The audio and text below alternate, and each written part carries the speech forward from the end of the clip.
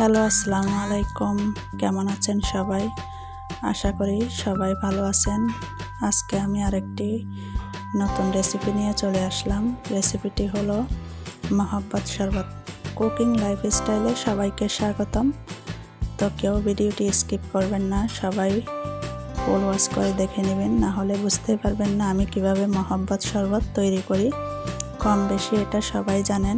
তো আমি আমার মতো করে এই গরমে এই মহাব্বত শরবত তৈরি করে নিলাম, তরমুজ দিয়ে আর ঘরের উপকরণ দিয়ে আর কি। এখানে লাগবে তরমুজ, লাগবে ঠান্ডা পানি, আর লাগবে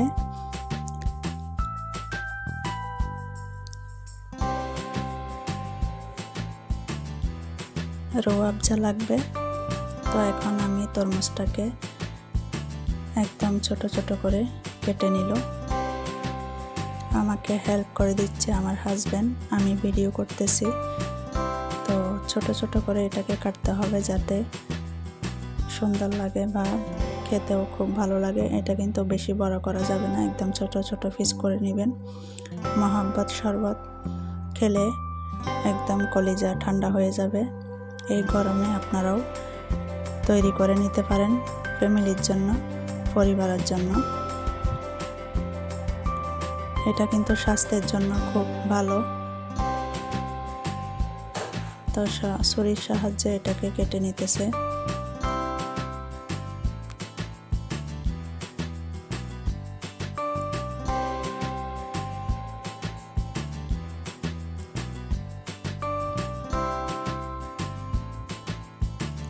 এক এক করে সবগুলা পিস পিস করে কেটে নিল।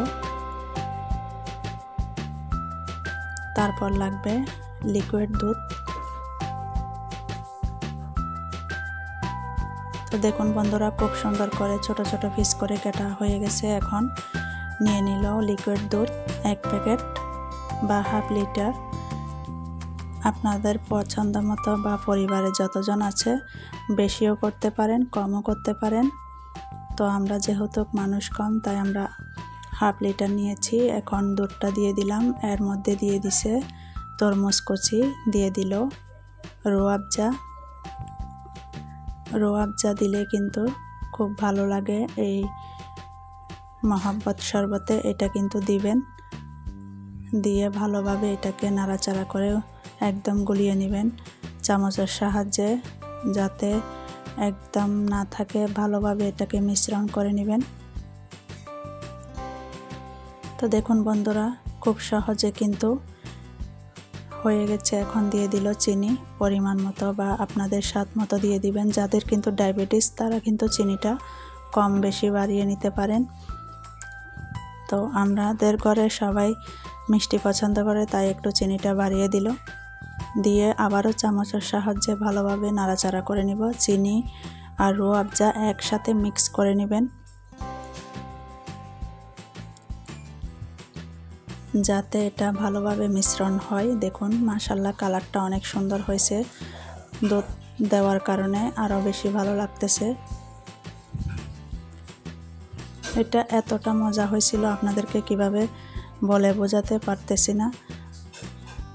এখন নিয়ে নিলাম গ্লাসের মধ্যে সবগুলো, নিয়ে এখন পরিবেশন করে নেবে।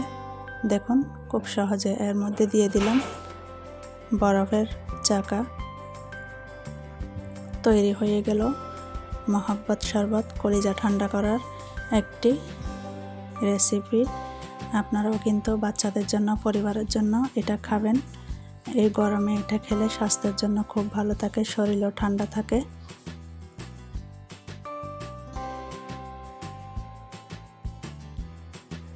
তো বন্ধুরা, আমার রেসিপিটি আপনাদের কাছে কেমন লাগলো? তো পরবর্তী ভিডিও নিয়ে আবারও হাজির হব, অন্য কোনো ভিডিওতে দেখা হবে। সবাই ভালো থাকবেন, সুস্থ থাকবেন। আল্লাহ হাফেজ।